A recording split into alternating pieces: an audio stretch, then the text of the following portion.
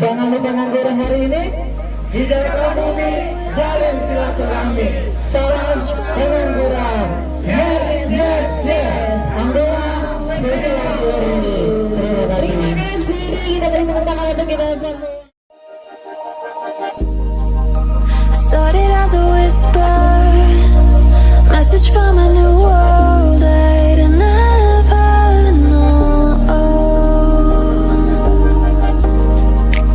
Something about it felt like it'd been waiting my whole life. Is this home? I can hear each sound calling my name, and I feel angels around when I start to sing, and suddenly it feels like heaven's not so far. Roy, selaku dari komunitas Anggur Tangsel, untuk waktu dan tempat kami persilakan. Para penggiat anggur menyampaikan kegalauan, keinginan, sehingga kami sebagai penggiat melakukan kegiatan itu tidak perlu kekhawatiran, karena ada beberapa hal yang menjadi kegalauan teman-teman, terutama mengenai legalitas kemarin. Semoga nanti dari Dirjen bisa mengumpulkan kami dan seluruh Indonesia duduk di satu meja menyampaikan keluhan-keluhan kita depan, pasti saya yakin akan mengurangi impor kita dari luar. Itu aja saya pikir. Terima kasih sekali lagi. Assalamualaikum warahmatullahi wabarakatuh. Tepuk tangan dulu hadirin. Baik, terima kasih. Ibu Dr. Insinyur Retno Sri Hartanti Mulyandari MSI untuk memberikan kata sambutan. Kepada Ibu kami persilakan. Bismillahirrahmanirrahim. Assalamualaikum warahmatullahi wabarakatuh. Alhamdulillah, bersyukur kita pandangkan kehadiran Allah SWT. Dalam kesempatan pagi hari yang saat ini saya berada di sini bersama Bapak Ibu yang luar biasa, komunitas anggur ya di area Jabodetabek serta Tangsel. Nah, ini bagian yang menurut saya ini berkah luar biasa, karena ini sebenarnya cita-cita sejak lama ya Bapak ya, kita tuh pengen gitu, penasaran dengan ini anggur dan para penggiat anggur di Indonesia. Dan tentunya Bapak sekalian yang hormat, di sini ada Bapak Ketua Komunitas Anggur Tangsel. Terima kasih Bapak, dan Ibu Prinsip juga anggur. Saya nggak sebutkan nama, saya khawatir ini saya salah sebut nama-nama ini.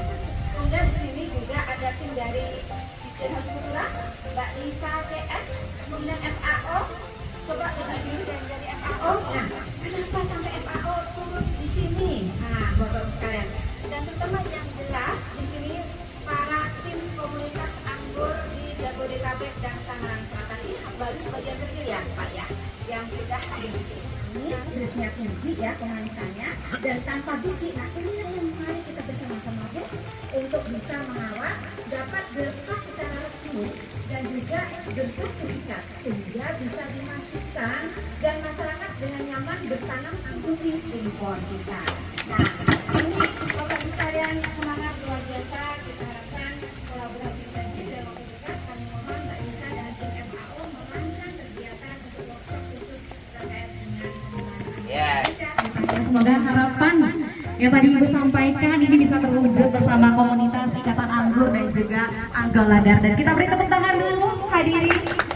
Baik, terima kasih. Nah, untuk acara selanjutnya ini Semangat dong, semangat. Salam pengangguran Indonesia. Salam pengangguran Indonesia. Salam kenal, saya Ail Arga dari Jakarta Selatan. Saya dari komunitas Anggur Jakarta. Saya juga alhamdulillah di Jakarta banyak nanam beberapa anggur dari lokasi ke lokasi gitu. Nah, di sini saya nggak bisa menerangkan banyak, hanya beberapa poin penting aja nih. Poin penting kita di dalam penanaman anggur. Penanaman anggur itu sebenarnya simple. Menurut saya itu simple, yang bagus. Simple gitu. Hanya kita mementingkan beberapa aspek penting aja. Menurut saya ada beberapa aspek. 5 aspek yang sangat krusial, poin penting yang harus kita perhatikan. Sebenarnya simple. Kita bikin simple aja. Kalau yang satu adalah perhatikan intensitas matahari. Ketika kita ingin melakukan penanaman anggur, perhatikan intensitas matahari. Gitu. Ketika kita mau melakukan penanaman anggur nih, kita lihat deh kadar intensitas matahari di tempat kita berapa jam. Gitu, usahakan di lokasi yang intensitas mataharinya itu benar-benar powerful akan intensitas sinar matahari. Kalau kan tidak dapat juga, cari di lokasi yang minimal 5 jam. Ini jam. Saya perhatikan itu. Satu, aspek penting yang harus kita perhatikan sebelum menanam anggur adalah intensitas sinar matahari. Karena makin bagus intensitas sinar matahari, maka makin bagus juga kualitas pohon dalam melakukan fotosintesis. Seperti itu. Lalu poin nomor 2 yang harus kita perhatikan adalah poin nomor 2 adalah media tanam. Buatlah media tanam seideal mungkin untuk tumbuh kembang anggur. Makin bagus kita melakukan pembuatan media tanam, insya Allah makin bagus juga si pohon dalam melakukan tumbuh kembang atau dalam masa vegetatif ke generatif itu bakalan bagus gitu. Jadi buatlah media tanam yang seideal mungkin. Kalau media tanam anggur sendiri di sini, buatlah media tanam yang poros tapi kaya akan nutrisi. Seperti itu. Sesi permasalahan. Iya. Ketika menjelaskan satu persatu tadi, Iya. 5 aspek ya. 5 aspek. 5 aspek. Oke, nanti harus bisa dicatat oleh Oke, siap. semua. Pada saat membahas media tanam tadi, media tanam yang bagus ya. Ya. Kemudian permasalahannya apa sih?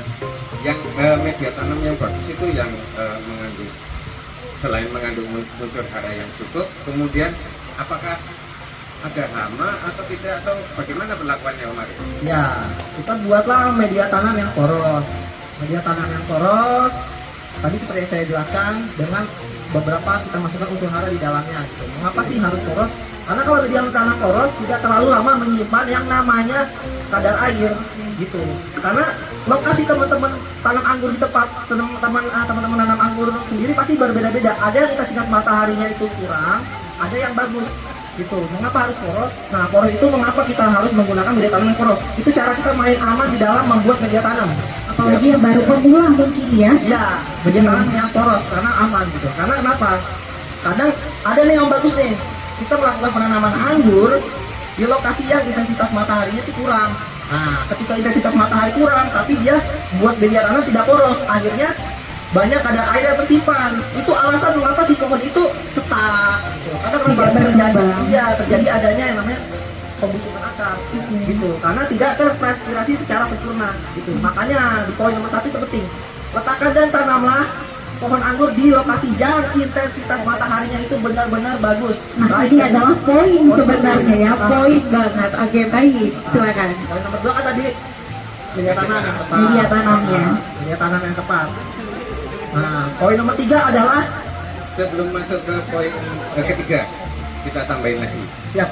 Media tanam yang bagus tadi selain unsur hara yang cukup bukan banyak ya, cukup. Kemudian tanah itu sehat, tidak mengandung hama. Apa hama yang ada di dalam media tanam kita yang biasanya sering kita temui kemarin? media tanam akan hama biasanya sih kalau kita temui di media tanam hamanya itu biasanya uret. Uret dari apa? Uret itu biasanya dari pupuk kandang yang kita gunakan. Pupuk kandang yang gunakan kadang-kadang ada uret, Om. Iya. Kemudian kalau cacing gimana? Biasanya sering kita temui. Cacing biasanya mungkin yang sering ditemuin di lapangan itu seperti apa sih? Atau kan selain ada cacing ada lagi atau seperti apa? Cacing. Nah, saya menyimpulkan bahwa si cacing itu adalah hewan dekomposter dia, membantu dalam mengurai dari unsur hara yang kira-kira kita gunakan belum terurai secara sempurna. Betul. Belum terdekomposter secara sempurna, makanya di situ ada indikator yang namanya rayap lah di situ. Ada yang namanya cacing lah di situ. Itu apa? Itu sebenarnya adalah indikator bahwa pupuk kandang yang kita gunakan belum terfermentasi secara sempurna. Jadi jangan takut ada yang namanya kayak rayap, ada yang namanya cacing, ulat kaki seribu juga. Nah, itu hewan dekomposter ya. Dia indikator bahwa media tanam yang kita gunakan pupuk kandangnya belum terdekomposter secara sempurna. Makanya ada yang namanya itu hewan-hewan itu. Kayak gitu. Nah, selain itu, cacing juga membantu membuat lubang pori-pori untuk sirkulasi udara, untuk perakaran yang baik, menambahkan kadar oksigen di dalam tanah menjadi baik.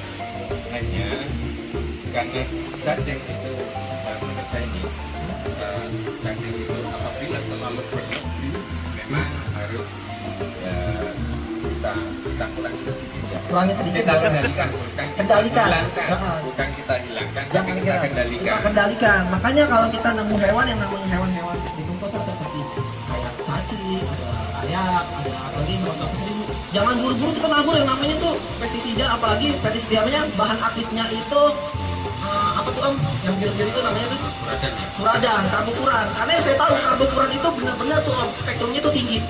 Gitu. Dan dia akan meninggalkan residu yang bakalan lama di media. Makanya jangan buru-buru pakai furadan. Ini kita manual aja, kita kurangin aja sebetulnya. Wow, luar biasa sekali ya. Benar-benar.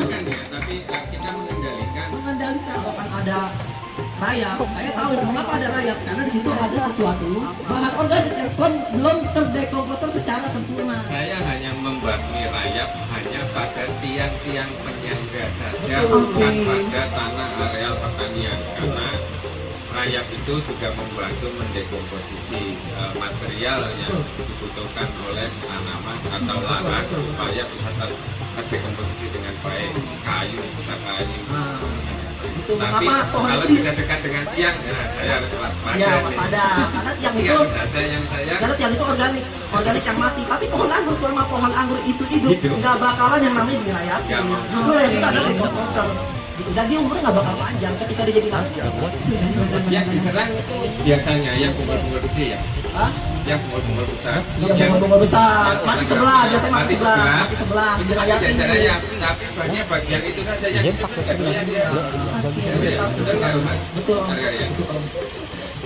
Kemudian ada lagi, berapa sih waktu yang diperlukan untuk menyiapkan media taman itu untuk terfermentasi dengan baik minimal lah. Kalau minimal sebetulnya gini Om, sebetulnya media tanam langsung kita buat, langsung kita pakai itu sebenarnya bisa. Nggak usah takut, kita harus Apalagi yang baru pemula-pemula gitu ya, mungkin agak sedikit bingung gitu kan. Mengapa media tanam yang kita langsung buat bisa langsung dipakai? Kalau saya Om, selama saya buat media tanam saya jarang yang namanya melakukan fermentasi dulu, gitu. Alasan saya mengapa sih saya ngaduk media langsung saya pakai? Karena saya punya alasan. Saya sudah benar-benar membaca bahwa si pupuk kandang yang saya pakai itu benar-benar kita pastikan sudah terdekomposer secara sempurna, atau pupuk kandang yang kita pakai telah terfermentasi secara sempurna. Langsung pakai aja nggak apa-apa. Oke, Nggak nah apa-apa. ini poin juga mungkin ya untuk Nggak hadirin yang hadir di sini ya. Yang penting Jadi ada ketika kita beberapa ketika metode. kita melakukan penanaman langsung tahu di intensitas yang matahari langsung bagus, langsung siram. Nah, betul Anggur banget. itu suka matahari sebetulnya. Jangan diumpet-umpetin, dia seneng banget matahari, seneng banget air. Gitu. Yang penting kita ketika melakukan penanaman langsung aja taruh di tempat yang intensitas matahari itu bagus. Fungsi dari asam amino dan asam guma kan sering dengar, kita sering pakai pada media tanam. Iya, asam amino dan asam guma. Asam amino itu yang saya tahu dia banyak mengandung sekitar protein gitu. Buat power sih pohon itu bagus banget gitu. Mengapa sih saya selalu mewajibkan nih kalau kita nanam anggur, kita yang namanya fertilizer kita atau memberi kepada si tanaman itu asam amino itu penting karena mengandung protein. Dan disintesa menjadi nitrogen yang siap diserap Oleh tanaman. berasal Oke. dari protein dari hewani. Biasanya kalau asam urat itu dari hewani kebanyakan. Ya, Asam urat itu penting banget asam urat. Asam urat itu mengapa penting? Asam urat itu yang kita tahu dia mengandung berperan sebagai KTK. KTK itu kemampuan tukar kation. Kemampuan tukar kation sendiri adalah ketika kita melakukan penanaman nih, kita tahu dong yang namanya kita menanam anggur pasti banyak tuh yang namanya menggunakan pupuk kimia. Nah, caranya gimana? Kita memecahnya atau kita membenahi media dari residu dengan menggunakan asam humat, karena kita tahu asam humat itu berfungsi sebagai KTK, kemampuan tukar kation. Dan asam humat tersendiri ini dia adalah sebagai agen hayati yang berperan sebagai pembenah tanah yang sangat baik kayak gitu. Jadi kita harus benahi juga. kita ngayal sedikit ya. Ya. Kalau mulut Ini kan seru banget ya. Ini yang paling seru banget sih sebenarnya dalam berbudidaya anggur. Silakan Mas. kita ajak peserta untuk bisa ikut membayangkan Menerangkan ya dengan berhayal gitu. Silakan. Oke, kita bayangkan mulut kita ini selebar ini nih. Ya. Betul. Kita bisa masukkan sesuap nasi yang sendoknya sebesar sendok itu bisa masuk. Kalau mulut tanaman sebesar apa ya? Wah, itu dia. Kecil banget ya. Betul. Nah, karena saking kecilnya, Yang masuk itu unsur-unsur hara yang bermuatan berion positif atau berion negatif. Nah, inilah fungsi dari asam umat yang menaikkan nilai kapasitas tukar kation untuk masuk ke dalam mulut serabut-serabut akar tanaman. Saking kecilnya, jadi itulah salah satu fungsi dari asam umat buat saya. Kalau kita menemui yang namanya hama tanaman, kita lakukan tiga hal. Yang satu, kenali. Kedua, identifikasi. Yang ketiga, cari solusi. Ketika kita sudah kenal, oh ini hamanya hama ini, oh nama hamanya hama ini nih, kita identifikasi gitu.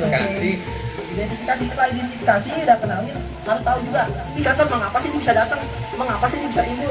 Harus tahu faktor-faktor mengapa dia bisa datang, mengapa dia bisa timbul, harus tahu itu. Kita tahu barulah cari solusinya, yaitu mencari bahan aktif yang tepat untuk hama tersebut dan sesuai dosis pastinya. Kita gunakan dosis sebijak-bijak mungkin. Karena kenapa? Karena tentang tanaman kita lah yang lebih mengerti tentang tanaman kita sendiri. Ada lagi nggak? Poin tadi kan saya menjelaskan 5 aspek ya, 5 aspek poin penting yang harus kita perhatikan dalam penanaman anggur. Yang pertama tadi intensitas sinar matahari. Ya, makin bagus intensitas matahari, maka makin bagus juga kemampuan si pohon dalam penyerapan nutrisi. Makin bagus intensitas sinar matahari, maka makin bagus juga kemampuan si pohon dalam penyerapan nutrisi. Itu udah pasti. Kedua, tadi biaya tanam yang tepat. Poin nomor 3 adalah pandai membaca literatur. Nah, ini yang banyak orang nggak ngerti, bukan masalah. Masih kurang memahami. Betul. Padahal ini krusial banget menurut saya, sangat-sangat krusial gitu. Ulangi. Poin nomor 3. Pandai membaca literatur. Nah, literatur atau literasi gitu. Nah, pandai membaca literatur adalah satu. Kita harus sering-sering nih identifikasi nih pohonan kita udah mulai bertumbuh. Nah, terus yang saya maksud pandai membaca literasi itu adalah ketika kita melakukan penanaman ya Om, kita harus kenalin dulu nih jenis tanamannya, betul, karakternya, kedua lokasi tanam yang intensitas mataharinya bagus, dan perhatikan poin penting sirkulasi. Sirkulasi ini penting banget nih, banyak sirkulasi orang apa ini? Udara Pak? Sirkulasi udara, sirkulasi udara gitu. Karena ngapa? Makin bagus kualitas sirkulasi, makin bagus juga kemampuan si pohon dalam melakukan fase vegetatif. Perkembangannya juga semakin baik. Akibatnya apa nih Om? Akibatnya apa nih? Mengapa nih kalau pohon nih kalau kurang sirkulasi akibatnya apa? Biasanya nongol tuh yang namanya jamur tepung. Bahasa kerennya powdery mildew, jamur tepung gitu. Mengapa sih kok pohon saya Om Arga jamuran tepung nih Om Arga? Maka pohon saya begini nih, indikatornya seperti ini nih. Di pohon saya ada jamuran nih Om Arga nih, kayak begini. Nah itu kalau ada yang namanya powdery mildew, itu akibat dari si biang kerok itu kurangnya kadar sirkulasi. Nah itu poin nomor 3. Poin nomor 4 nih, penting juga nih. Biasanya kalau pemula nih, saya juga pemula sih. Biasa kalau teman-teman pemula nih, poin nomor 4 ini adalah rubahlah mindset. Rubahlah mindset apa? Rubahlah mindset dalam menanam anggur. Jadi jangan ada terlintas di pikiran kita, aku nanam anggur biar buru-buru berbuah. Salah. Tujuannya itu atau mindsetnya itu harus diperhatikan dengan baik ya. Jadi mindset kita ada lagi nih. Kalau saya bahasa saya gini. Gue nih nanam anggur nih. Gimana caranya pohon menjadi subur? Sesubur-subur mungkin. Itu yang benar. Jadi bukan gimana nih, gue nanam anggur nih biar cepat berbuah atau biar berbuah sebanyak-banyak enggak ya. Jadi benar-benar metodenya atau juga mindsetnya berbeda. Nanamlah anggur. Gimana caranya anggur itu menjadi subur? Sesubur-subur mungkin. Gitu. Oke. Nah, untuk yang poin keempat, merubah mindset. Rubahlah mindset. Oke. Buat tanaman anggur sesubur-suburnya. Sesubur-subur mungkin. Boleh nggak? Om, kita punya schedule nih. Fase bibit berapa bulan, fase vegetatif berapa bulan, kemudian fase generatif berapa bulan. Boleh nggak seperti itu? Kita punya target plan boleh. Boleh aja. Nggak apa-apa, biar semua juga hadirin tahu ya maksudnya bagaimana targetnya, goalsnya itu seperti apa. Mungkin bisa langsung disampaikan oleh Kak Ayel. Boleh aja, kita berubah mindset gini ya. Kita kalau melakukan penanam alpukat butuh berapa tahun? 3 tahun paling cepat. Tanam durian nanti lagi, tanam mangga kan lama. Kalau anggur berubah mindset, anggur itu nggak lama, paling lama aja 1 tahun Om. Paling enggak banget deh kalau yang orang yang nggak sabar banget, tahan dah 8 bulan aja udah cukup kita buang. Oke. Dengan catatan kita mampu mengidentifikasi bahwa pohon ini sudah ideal untuk dibuahkan dari usia sama karakter pohon. Kira-kira karakter pohonnya udah idealkah untuk kita buahkan? Nah, seperti itu. Sekali tepuk tangan ini untuk apa namanya narasumber kita luar biasa, sangat Semangat banget ya Pak. semangat dan mencerahkan gitu ya. Saya mau tanya, pada saat yang bersamaan kita terserang, karena ini saya mengalami kan penyakit ada dua. Saya saya ini orang karena bukan ini ya, background saya bukan pertanian. Kalau ibu tadi kan pertanian ya kan. Saya ingatnya waktu zaman SMP SMA aja, kalau penyakitnya itu hama, insek kan gitu kan, obatnya insektisida ya kan. Kalau jamur bungi, obatnya fungisida, itu aja yang saya ingat. Alhamdulillah sekarang terpakai. Nah, sekarang pertanyaannya adalah pada saat bersamaan itu terserang jamur dan hama, ya kan? Apakah ada obat yang barangkali mungkin tidak mengganggu ya? Artinya bisa kita laksanakan bersamaan atau kita campur atau apa? Nah, ini mungkin pohon pencerahan. Itu aja barangkali mungkin dari saya. Terima kasih. Terima kasih Bapak, mungkin bisa langsung dijawab. Silakan Mas. Ya, terima kasih Bapak Herianto. Sebetulnya Pak Herianto, sebenarnya nih yang namanya insek dan fungi itu bisa dicampur. Tapi kita harus kenalin dulu beberapa bahan aktif gitu. Ada beberapa bahan aktif fungi dan insek itu bisa dicampur. Ada beberapa bahan aktif fungisida dan insektisida yang tidak bisa dicampur gitu. Mengapa sih? Ada yang boleh dan ada yang tidak boleh. Yang kita takutkan ketika fungi dan insek itu tidak boleh dicampur, terjadi yang namanya pengendapan kayak gitu. Dan saling melemahkan. Dan biasanya nih kalau di anggur ini biasanya kalau di kalangan kita penghobi biasanya apa sih namanya pasti kan kayak fungi gitu ya, kayak jamur, inseknya paling ya seperti kayak trip gitu. Nah, ada beberapa bahan aktif nih yang bisa kita campur, yaitu bahan aktif yang berbahan aktif azol seperti amistartop atau skor 250 EC itu boleh dicampur dengan bahan aktif yang namanya bahan aktif abamectin. Nah, jadi gini, senjata kita di anggur ini sebenarnya simpel, pakai aja cuma dua nih. Bahan aktif difenoconazole atau azoxystrobin ada di amistartop. Nah, bahan aktif abamectin ada di demolis dan di abasel. Sebenarnya dua itu sudah cukup, karena dua bahan aktif itu bisa kita campurkan, bisa kita gunakan secara bersamaan Pak, itu boleh gitu. Nah, kita harus kenalin juga nih Pak, jamurnya itu jamur apa gitu. Nah, kalau Bapak ketemu itu jamurnya bukan jamur karat daun, seperti jamurnya itu seperti jamur bubur tepung atau jamur downy mildew, bulu. Nah, kita harus kenalin dulu, oh ini bahan jamurnya jamur ini, bahan aktifnya ini gitu. Nah, kalau kan kita ketemu jamur downy mildew atau jamur powdery mildew, bahan aktif yang tepat sasaran menurut saya adalah bahan aktif mancozeb. Dia berbentuk PP, dia kayak powder gitu, mancozeb. Mancozeb itu ada di Gluten, ada di Nativo, ada di Ridomil Gold. Itu buat jamur embun tepung dan jamur embun bulu gitu. Tapi si mancozeb ini tidak boleh dicampur dengan insektisida lain karena yang kita takutkan terjadi pengendapan kayak gitu Pak. Oke, gimana mantap sih? Itu masih dalam proses juga. Karena anggur ini kalau kita berbicara perawatan sangat kompleks sebenarnya. Kita mau ngarah kemana dulu gitu. Karena tiap daerah, tiap tempat dan tiap orang itu mempunyai metode perawatan yang berbeda-beda gitu. Kebetulan saya memiliki kesempatan sebagai YouTuber bisa keliling ke berbagai teman-teman pengangguran, ya belum seluruh Indonesia lah. Masih sekitar Pulau Jawa. Sebenarnya masih banyak yang udah keliling jauh, yaitu Om Joy dari Naila Trasindo Garden. Dia tuh udah keliling dari Jawa Barat sampai Jawa Timur. Nah, mungkin ilmunya juga dia bisa lebih banyak lagi didapatkan. Nah, saya juga di sini ingin berbagi berbagai metode perawatan yang saya temukan di lapangan. Jadi ini berdasarkan faktanya dan datanya, bukan cuma katanya gitu. Oke, ini realisasinya ya. Ini realisasinya, ya mudah-mudahan sih bisa diambil. Jadi ini bukan di tempat saya aja ya, karena kalau misalkan di tempat saya masih dalam proses. Saya belajar dulu, tapi baru saya terapkan, learning by doing. Betul, dan hasilnya sekarang disampaikan. Hasilnya disampaikan, cuma baru learningnya aja nih, naiknya belum gitu, masih terkendala beberapa hal. Jadi yang pertama untuk kita bicara perawatan ini, Yang jelas tanaman anggur tadi yang dijelaskan Om Luki memang membutuhkan media tanam. Ya. Kunci dalam menanam anggur itu ada dua menurut saya.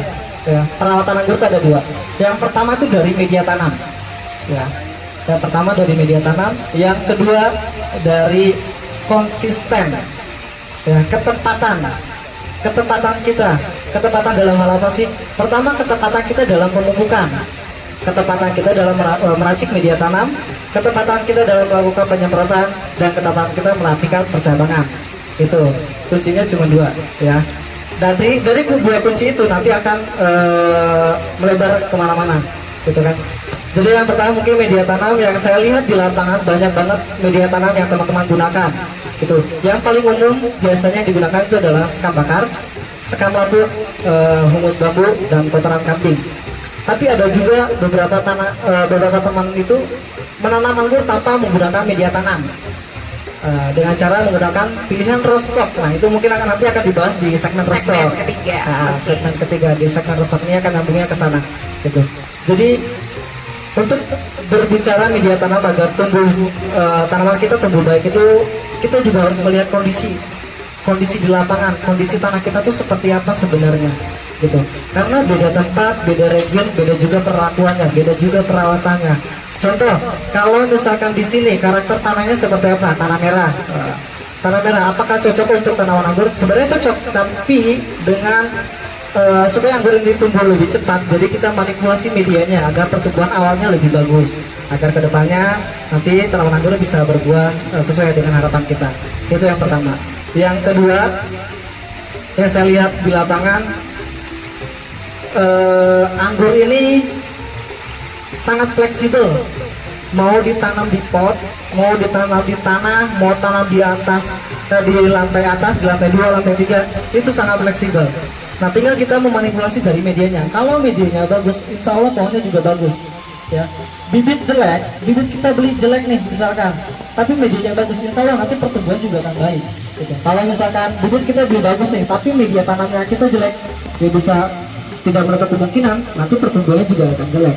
Tuh, itu yang pertama dari media. Yang kedua mungkin dari perawatan dari pertumbuhan. Anggur ini dari pertumbuhan mungkin sudah jelas, dia sangat membutuhkan unsur N yang tinggi. Nah, unsur N yang tinggi ini kita bisa dapatkan dari mana? Gitu. Kita bisa dapatkan dari POC, pupuk organik cair, atau kita membeli pupuk pabrikan.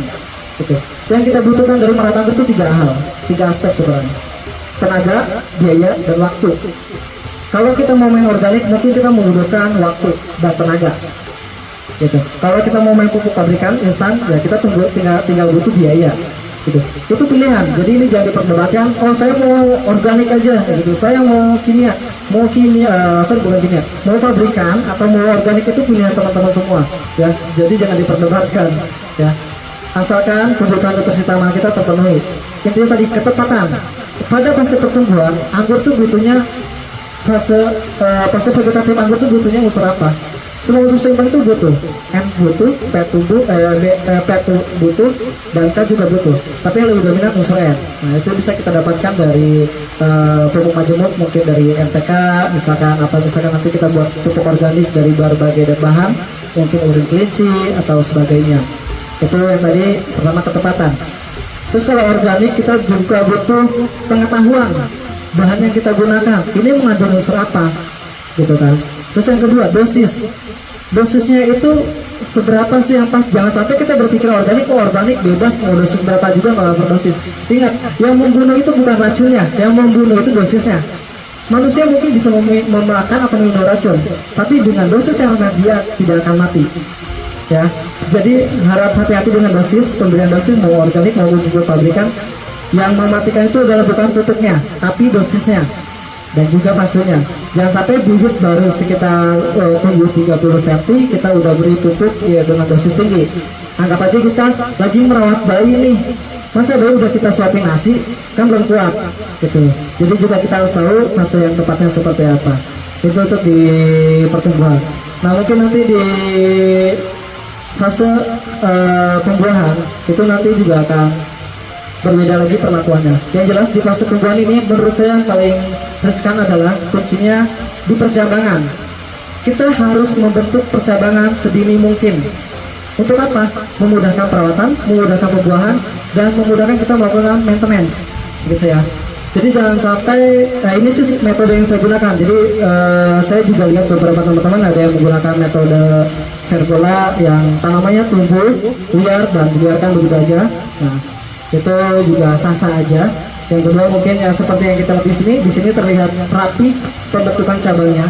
Kita bisa menentukan cabang mana yang mau kita buahkan. Yang jelas cabang yang di pohon anggur itu ada 3, cabang primer, sekunder, dan tersier. Yang cabang abadi cuma 2, primer dan sekunder. Yang kita buahkan itu cuma di cabang tersier. Nah itu adalah cabang pembuahan yang akan kita gunakan. Kalau misalnya kita menggunakan percabangan dengan model single cordon, itu kita akan memudahkan kita untuk melakukan pembuahan. Kita sudah melihat nih cabang mana yang akan kita gunakan. Kalaupun kita tidak membentuk percabangan, yang penting kita tahu cabang mana yang kita buahkan, gitu. Dan satu lagi kuncinya adalah axle brake. Ya. Axle brake ini sudah teman-teman pengangguran mungkin sudah tahu. Mungkin yang belum tahu, axle brake ini adalah akselerasi dan brake, artinya rem dan gas. Jadi kadang kalau kita membentuk tajuk nih, single cordon ke kiri dan ke kanan, biasanya yang satu panjang, yang satu pendek. Nah, disitulah fungsinya axle brake, menahan nutrisi agar nutrisinya kebagi ke cabang yang lain. Gitu. Ini juga ilmu, ini juga saya dapatkan dari Om Neki, gitu kan. Sebenarnya dasarnya dari Om Thomas, Om Neki yang menaikkan lah metode ini. Saya juga baik belajar sama dia. Jadi mungkin itu yang bisa saya sampaikan. Saya selama saya keliling, saya juga melihat. Jadi sebelum saya terapkan itu saya melihat dulu metode yang teman-teman lakukan. Jadi modelnya itu ATM, amati, tiru, modifikasi. Kalau misalkan kita amati nih, coba kita tiru di tempat kita, kurang bagus, kita modifikasi gitu. Kalau kita amati, kita tiru dan sudah cocok, ya sudah, itu aja. Nah, sebenarnya masih di anggur ini, Pak Roy, menurut saya belum ada pagu yang pas, peraturan yang pas. Anggur itu cocoknya ini loh, karena memang beda region, beda lagi perlakuannya.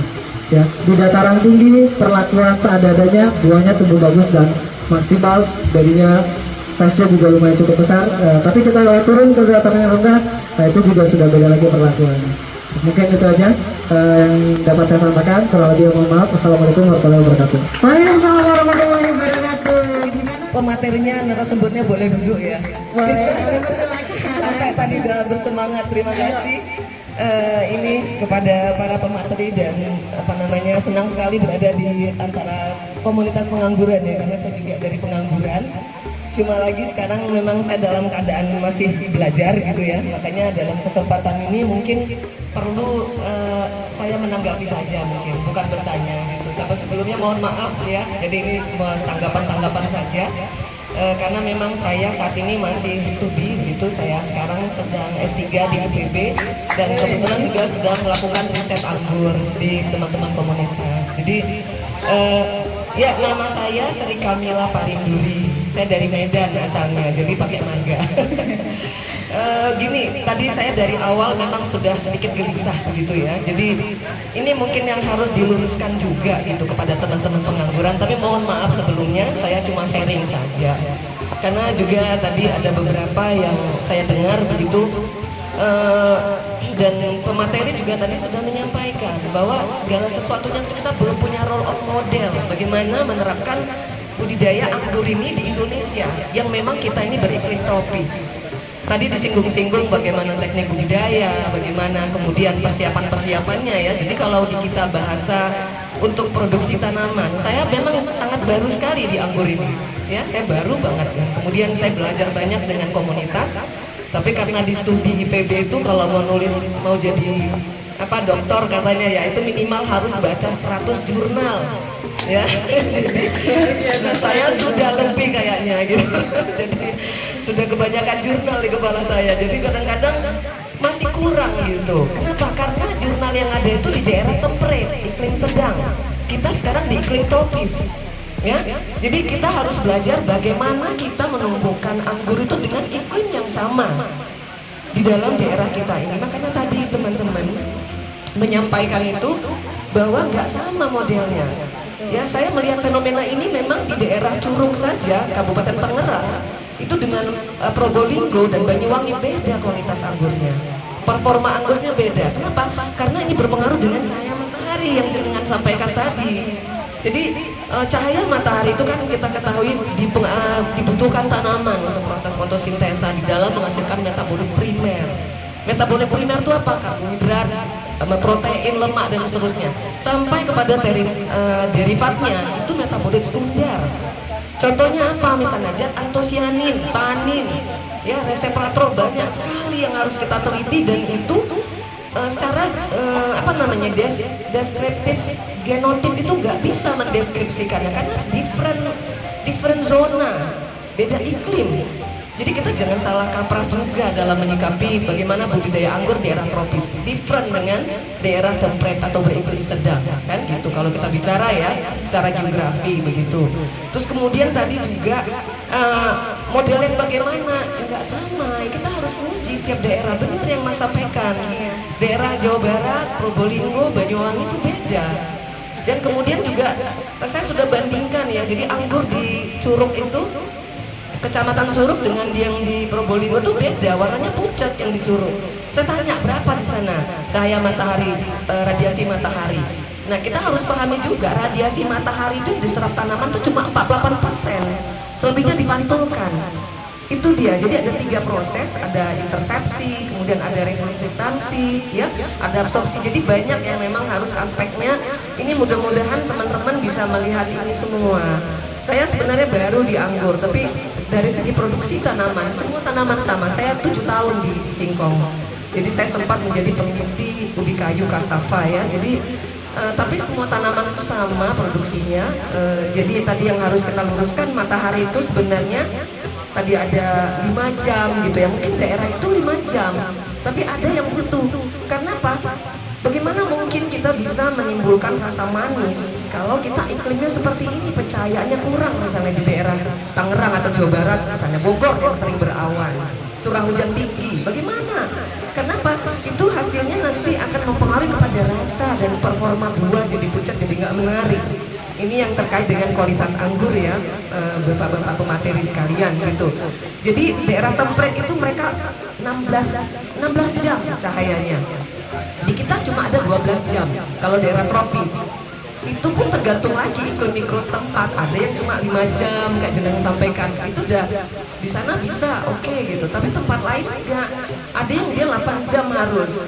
Tapi kita harus bagaimana, makanya saya meneliti anggur saat ini sedang proses berjalan gitu. Tadinya saya juga dekat ya dengan Pak Robi dan kawan-kawan, itu menambahkan pencahayaan. Jadi saya sebenarnya tanaman anggur ini bukan tanaman fotoperiodisme membutuhkan cahaya, enggak. Dia bisa kita akali dengan pruning, pemangkasan gitu ya. Jadi ada tanaman misalnya jenisnya long day plant kayak naga merah, itu memang harus minimal 16 jam cahaya matahari.